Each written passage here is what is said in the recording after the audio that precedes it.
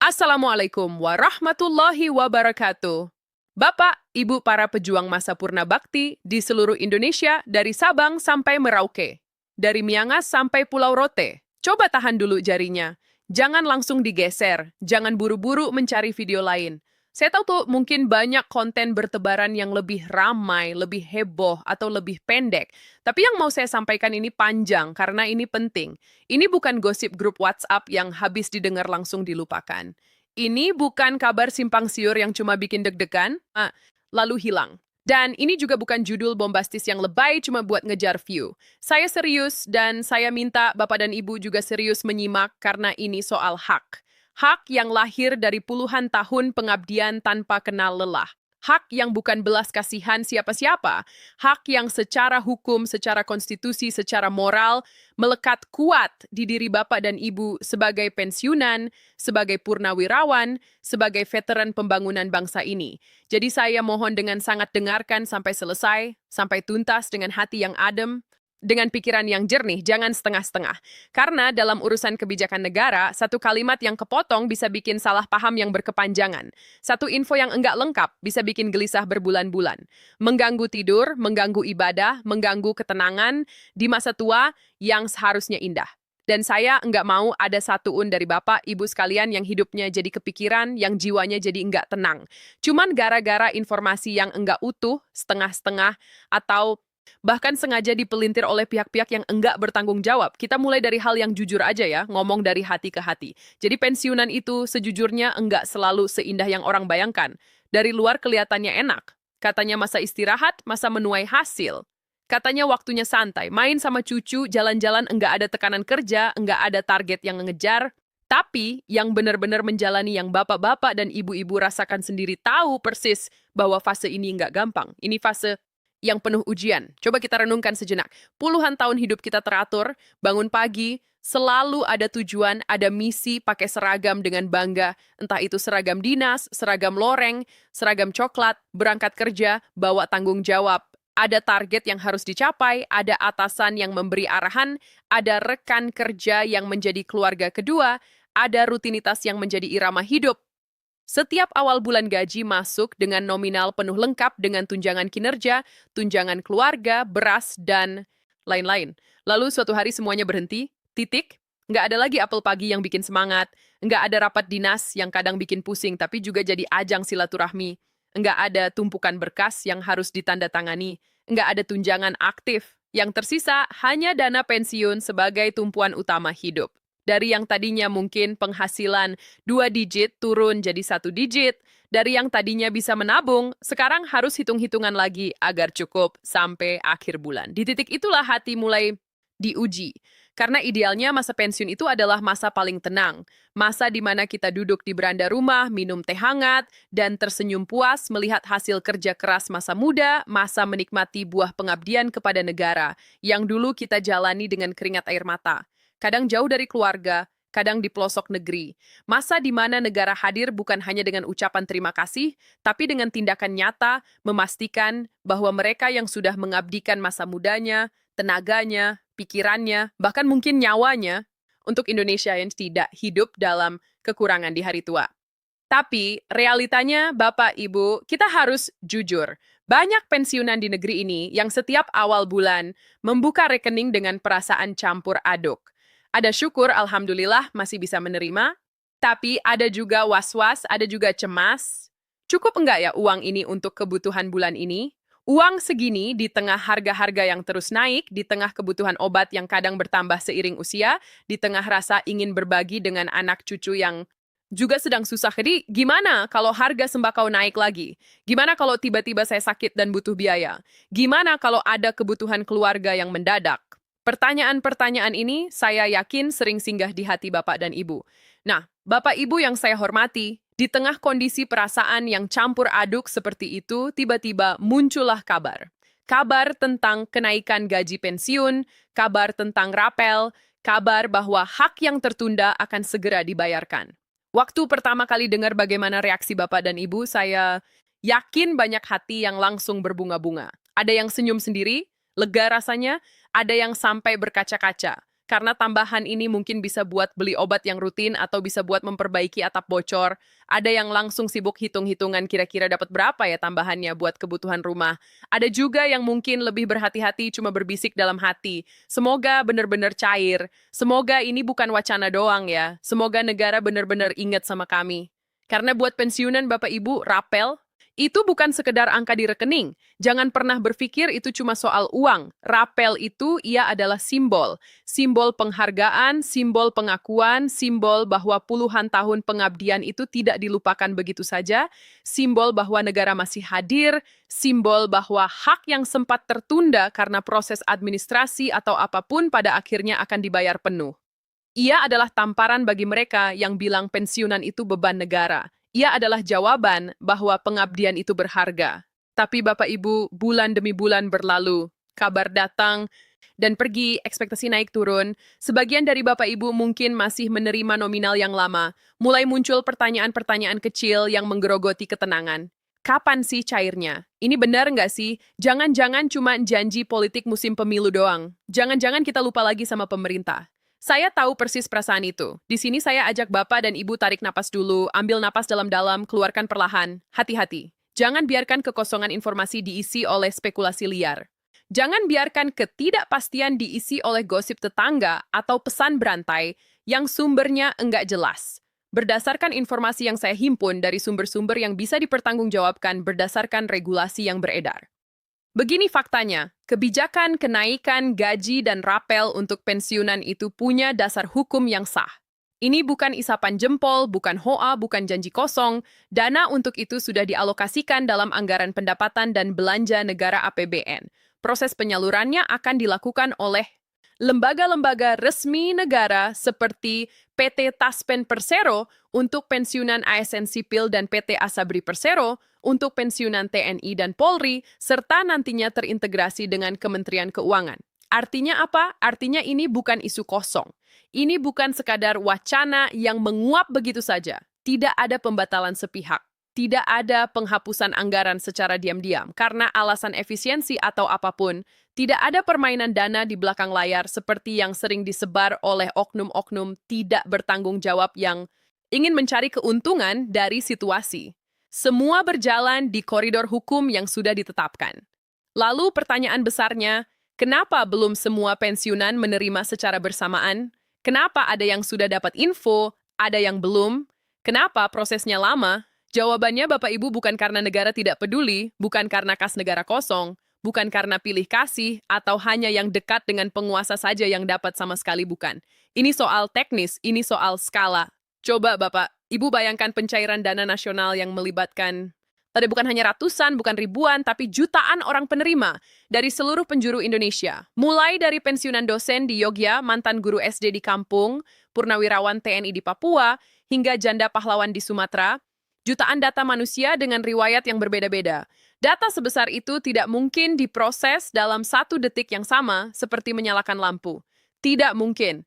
Ada proses teknis yang namanya verifikasi dan validasi data. Ini adalah proses yang sangat krusial.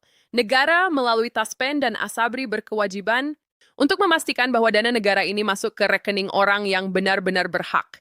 Mereka harus memastikan bahwa Pak Samad di Flores dan Bu Ratna di Banten adalah orang yang sama dengan yang tercatat di database. Mereka harus memastikan rekeningnya masih aktif. Namanya cocok, nomor induk kependudukannya enik sinkron dengan data Dukcapil. Tidak boleh salah transfer. Tidak boleh ada dana yang masuk ke pihak yang tidak berhak. Tidak boleh ada celah hukum di kemudian hari gara-gara kelalaian administrasi yang kecil. Proses verifikasi di Indah juga mencakup perhitungan ulang.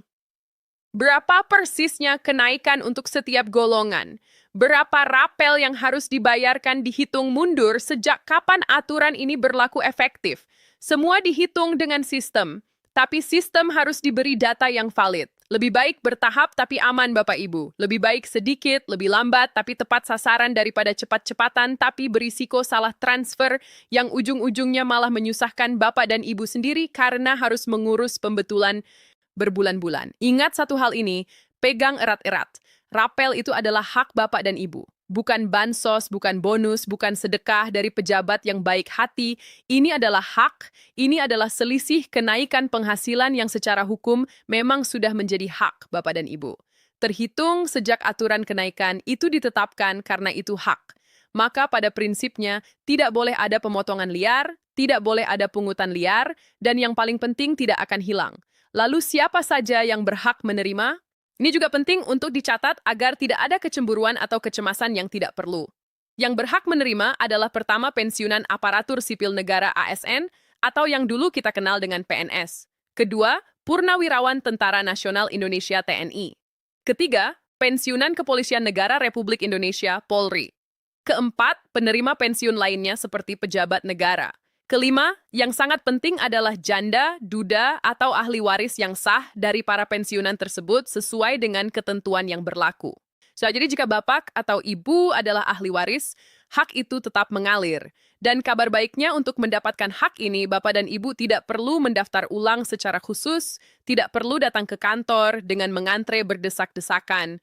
Tidak ada biaya administrasi, tambahan yang harus dibayar spacer pun, dana akan masuk secara otomatis ke rekening bapak dan ibu yang sudah terdaftar di sistem Taspen atau ASAB. Sekali lagi saya tekankan, dan ini penting buat antisipasi penipuan, kalau ada seseorang yang mengaku-ngaku petugas lalu menghubungi bapak ibu dan minta uang, minta transfer biaya ini, itu dengan janji akan mempercepat pencairan. Itu jelas bukan prosedur resmi, itu adalah penipuan. Kalau ada yang minta PIN ATM atau kode OTP one-time password via telepon atau SMS, itu juga bukan praktik resmi. Lembaga resmi negara tidak pernah, saya ulangi, tidak pernah meminta data-data rahasia seperti PIN, password, atau kode OTP melalui telepon atau pesan singkat. Nah, jika ada yang meminta segera tutup teleponnya, hapus pesannya, jangan dilayani. Saya juga sering mendengar keluhan bapak ibu soal nominal yang berbeda-beda. Ini sering jadi bahan omongan di warung kopi atau grup WhatsApp. Loh, kok saya sama Pak RT sama-sama pensiun tahun 2000? Kok dapat raffle-nya beda? Kenapa si A dapat sekian, saya kok lebih sedikit? Jawabannya sederhana tapi sering tidak dipahami. Bapak, Ibu, rumus perhitungan pensiun dan rapel itu tidak bisa disamaatakan. Dasar perhitungannya adalah gaji pokok terakhir sebelum pensiun, pangkat, atau golongan ruang terakhir, masa kerja total yang diakui, masa kerja golongan, komponen tunjangan yang melekat seperti tunjangan keluarga, istri, suami, anak, tunjangan beras, dan lain-lain. Setiap orang punya riwayat yang berbeda-beda. Masa kerja ada yang 32 tahun, ada yang 37 tahun. Pangkat terakhir ada yang golongan tetrai, ada yang golongan IFA. Jumlah anak yang masih menjadi tanggungan juga bisa berbeda. Jadi wajar sekali jika hasil akhir perhitungan rapel itu tidak sama persis antara satu orang dengan orang lainnya. Ini bukan masalah siapa yang lebih disayang atasan.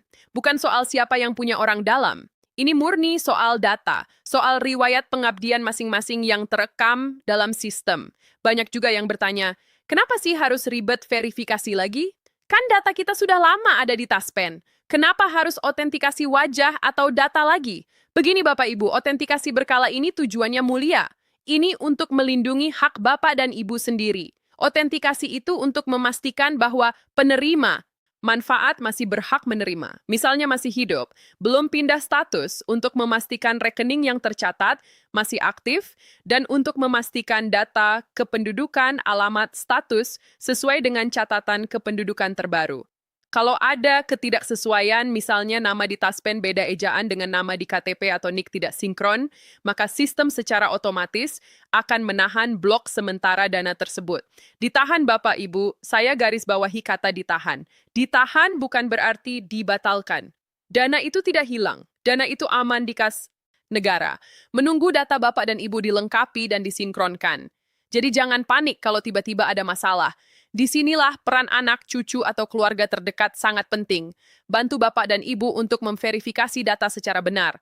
Bantu urus administrasinya dengan sabar. Manfaatkan teknologi, tapi jangan sampai justru dimanfaatkan oleh orang lain. Jangan sampai anak cucu malah memanfaatkan situasi untuk meminta bagian yang tidak semestinya. Ingat, ini dana untuk hari tua, Bapak Ibu. Sekarang saya mau bicara tegas, Bapak Ibu. Setiap kali ada kabar tentang pencairan dana pensiun, dana bansos, atau rapel seperti ini, pasti akan ada penipuan yang ikut nimbrung. Modusnya makin hari makin canggih, makin sulit dibedakan. Ada yang mengirim pesan menggunakan logo resmi Taspen atau Kementerian Keuangan, sehingga kelihatannya sangat meyakinkan. Ada yang berbicara dengan gaya bahasa formal sekali, seperti pejabat betulan. Bahkan penipu sekarang bisa tahu nama lengkap Bapak Ibu dan nomor pensiun. Entah dari mana mereka mendapatkan data itu. Tapi, Bapak Ibu pegang satu prinsip sederhana ini kuat-kuat. Ini bisa menjadi tameng dari segala macam penipuan.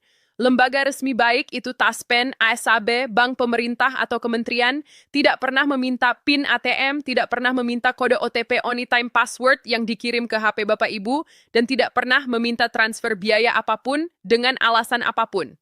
Kalau ada yang meminta hal-hal itu, hentikan komunikasi. Jangan panik, jangan terpancing emosi. Kalau ragu, cara terbaik adalah datang langsung ke kantor cabang Taspen atau Asabri terdekat. Tanya langsung ke petugas resmi. Jangan bertanya ke orang yang mengaku-ngaku petugas lewat telepon. Sekarang mari kita bahas alurnya secara lebih gamblang biar Bapak dan Ibu makin paham bagaimana proses di balik layar itu bekerja. Pertama, kebijakan ditetapkan pemerintah. Dalam hal ini, Presiden menandatangani peraturan pemerintah, P, atau peraturan Presiden Perpres tentang kenaikan gaji pokok PNS, PA, TNI, Polri, dan pensiunan. Regulasi ini adalah payung hukum tertinggi untuk eksekusi. Kedua, regulasi turunan disiapkan setelah PP Perpres terbit. Kementerian teknis seperti Kementerian Keuangan, Dijen Anggaran, dan Dijen Perbendaharaan dan Kementerian PAN-RB menyusun aturan teknis pelaksanaannya. Ketiga, sistem perhitungan disesuaikan. Disinilah peran Taspen dan Asabri. Mereka menerima data dan regulasi baru, lalu mulai menyesuaikan sistem pembayaran mereka. Mereka menarik data dari basis data pusat. Data apa saja? Riwayat pangkat terakhir, bapak, ibu, masa kerja, status keluarga, istri, suami, anak yang masih menjadi tanggungan, nomor rekening bank yang terdaftar, dan data-data krusial lainnya. Jumlah datanya, bapak, ibu bayangkan bisa mencapai jutaan baris data. Satu baris data itu mewakili satu manusia, satu kepala keluarga, satu riwayat hidup. Data sebesar ini harus diproses, harus disinkronkan satu persatu. Kalau ada satu data yang bermasalah, misalnya rekening Bapak, Ibu sudah tidak aktif karena sudah lama tidak dipakai atau status ahli waris belum diupdate karena pensiunannya, sudah tiada atau ada perbedaan ejaan nama antara database Taspen dan database bank. Semua itu harus dibereskan dulu oleh sistem. Proses pemberesahan ini memakan waktu, karena satu kesalahan transfer, misalnya salah kirim ke rekening orang lain, akan sangat ribet dan panjang. Penyelesaiannya bisa melibatkan proses hukum.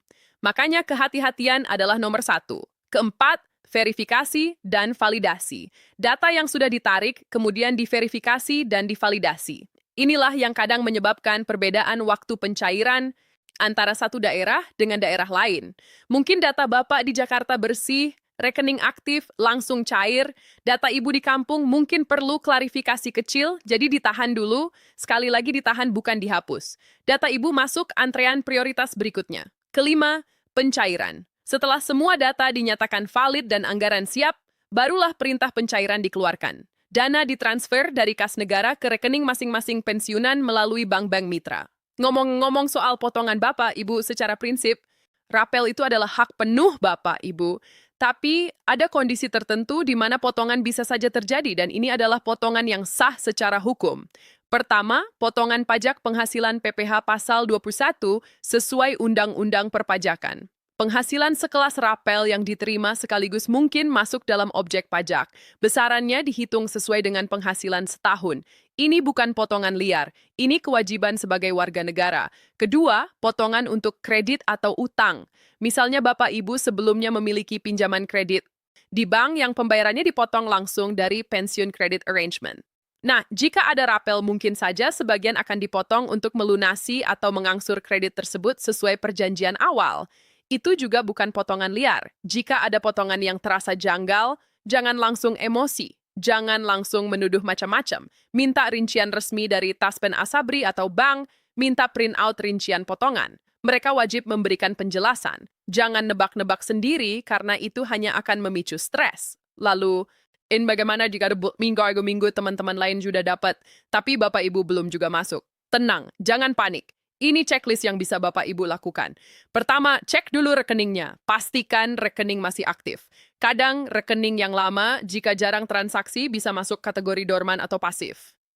Coba lakukan transaksi kecil, misalnya tarik tunai 100.000 atau transfer ke rekening lain untuk memastikan rekening hidup. Ingat Bapak Ibu, hak pensiun itu adalah untuk menopang kehidupan Bapak, Ibu di masa tua. Itu adalah dana darurat untuk kesehatan Bapak Ibu. Itu adalah jaminan agar Bapak, Ibu bisa hidup layak tanpa tergantung pada orang lain. Jika Bapak, Ibu ingin membantu anak cucu, itu adalah niat mulia, silakan saja. Tapi harus ada batasnya. Jangan sampai kebutuhan kesehatan dan ketenangan Bapak Ibu sendiri dikorbankan hanya karena merasa tidak enak atau karena dipaksa oleh keadaan. Bantu sebisanya dengan hati ikhlas, tapi jangan sampai habis. Prioritaskan diri sendiri terlebih dahulu. Ini bukan egois, ini wajar. Karena jika Bapak Ibu sehat dan tenang, anak cucu pun akan ikut tenang. Nah, kalau rapel sudah masuk, nanti saya punya pesan, jangan euforia berlebihan, jangan kalap. Ingat, ini bukan uang kaget. Ini adalah hak Bapak Ibu yang tertunda. Kelola dengan bijak, prioritaskan untuk kesehatan. Cek kesehatan, beli obat rutin, nutrisi yang baik, kebutuhan pokok. Penuhi dapur, bayar listrik, bayar iuran, perbaikan rumah yang mendesak, atap bocor, WC rusak, listrik bermasalah. Tabungan atau dana darurat sisihkan sedikit untuk jaga-jaga. Hindari investasi-investasi yang tidak jelas. Di zaman sekarang banyak tawaran investasi bodong yang menjanjikan keuntungan besar dan cepat. Tanam juta, sebulan dapat 2 juta. Itu sudah pasti modus penipuan Bapak, Ibu. Jangan tergiur. Jangan sampai uang rapel yang ditunggu-tunggu malah raib di bawah kabut penipu. Juga hindari meminjamkan uang dalam jumlah besar ke kerabat atau teman. Kecuali Bapak Ibu benar-benar ikhlas jika tidak kembali. Karena seringkali masalah uang bisa merusak hubungan baik. Soal tanggal pencairan, Bapak Ibu, yang perlu dipahami adalah tanggal yang disebut-sebut itu biasanya adalah tanggal mulai implementasi secara nasional. Artinya itu adalah tanggal ketika sistem mulai mengirim perintah transfer, bukan tanggal di mana semua rekening akan langsung terisi penuh secara serentak pada jam yang sama. Ada jeda karena transfer antar bank, karena sistem antrian di bank masing-masing.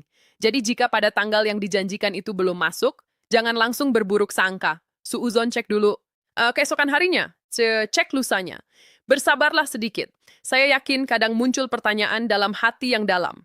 Apakah negara masih ingat jasa kami? Apakah perjuangan kami dulu masih berarti? Bapak, Ibu, kebijakan kenaikan gaji dan rapel ini adalah salah satu bukti nyata bahwa kewajiban negara kepada para purna baktinya tetap berjalan.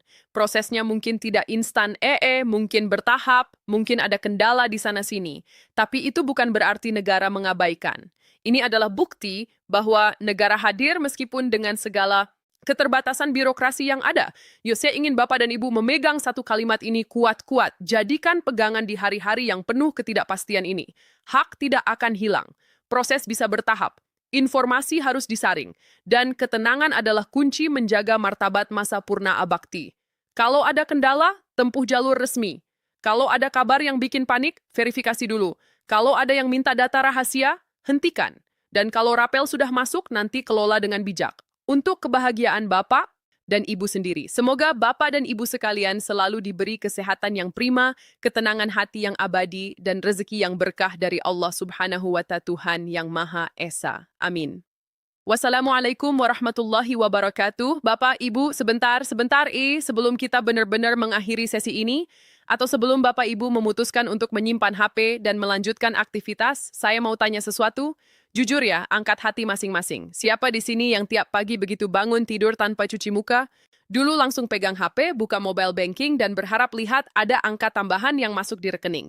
Hayo ngaku, siapa yang setiap dengar kata Maret langsung dakdikdukser, jantung berdebar kencang campur aduk antara harap dan cemas? Siapa yang sudah benar-benar capek, lelah secara batin dengan berita simpang siur soal rapel pensiun 2026 ini? Siapa yang sudah pusing dibombardir info dari grup ini dan grup itu, tapi belum juga mendapatkan penjelasan yang runtut, jelas, dan menenangkan seperti air di tengah gurun? Kalau Bapak dan Ibu adalah salah satunya, dan saya yakin banyak tenang saja.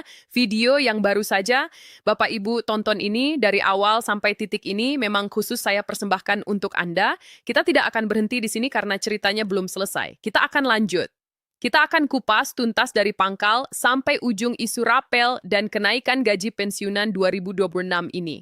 Tapi kita akan lakukan dengan cara yang berbeda, dengan cara yang pelan, rapi, terstruktur, dan sangat mudah dimengerti, seperti lagi ngobrol santai di teras rumah sambil minum teh hangat. Tujuannya satu, biar setelah menyaksikan rangkaian penjelasan ini sampai tuntas, Bapak dan Ibu tidak lagi merasa bingung, tidak lagi mudah panik setiap ada chat broadcast masuk, dan tidak lagi was-was setiap membuka rekening. Kita akan ubah rasa cemas itu menjadi pemahaman, dan pemahaman itu akan melahirkan ketenangan. Oke, kita mulai babak baru ini dari yang paling dasar dari akar masalahnya. Apa sih sebenarnya yang sedang ramai dibicarakan dan menjadi sumber harapan sekaligus kecemasan itu? Beberapa waktu terakhir muncul informasi yang cukup kuat dan berhembus kencang bahwa pemerintah sedang menyiapkan penyesuaian gaji baik untuk aparatur sipil negara ASN yang masih aktif maupun untuk para pensiunan. Kebijakan ini tertuang dalam sebuah regulasi payung yaitu Peraturan Presiden atau Perpres nomor 79 tahun 2025. Regulasi inilah yang menjadi dasar dari kebijakan penyesuaian penghasilan yang rencananya mulai berlaku secara efektif di tahun 2025 atau 2026. Nah, karena proses administrasi, penganggaran, dan verifikasi data tidak mungkin langsung jalan serempak dalam sekejap mata, muncullah istilah yang kita kenal dengan rapel. Rapel itu apa sih persisnya? Saya jelaskan dengan analogi sederhana. Bayangkan Bapak Ibu punya warung. Sejak 1 Januari, Bapak Ibu seharusnya menaikkan harga gorengan dari 1.000 menjadi 100-200. Tapi karena sibuk, Bapak Ibu baru sempat mengganti papan harga pada tanggal 1 Maret. Nah, selama 2 bulan Januari dan Februari, ada selisih harga 200 per gorengan yang seharusnya Bapak Ibu terima tapi belum sempat dipungut. Ketika Bapak Ibu akhirnya menjual dengan harga baru di Maret, Bapak, Ibu juga bisa menagih selisih harga untuk gorengan yang terjual di Januari dan Februari kepada pelanggan. Tentu ini repot. Nah, dalam konteks negara penagihan selisih itu, dirapel atau dibayarkan sekaligus di belakang. Jadi, rapel adalah pembayaran kekurangan selisih penghasilan yang seharusnya sudah diterima oleh Bapak Ibu sejak tanggal berlakunya kebijakan kenaikan misalnya 1 Januari 2025, tetapi karena berbagai hal baru bisa dibayarkan di kemudian hari, misalnya Maret 2026, and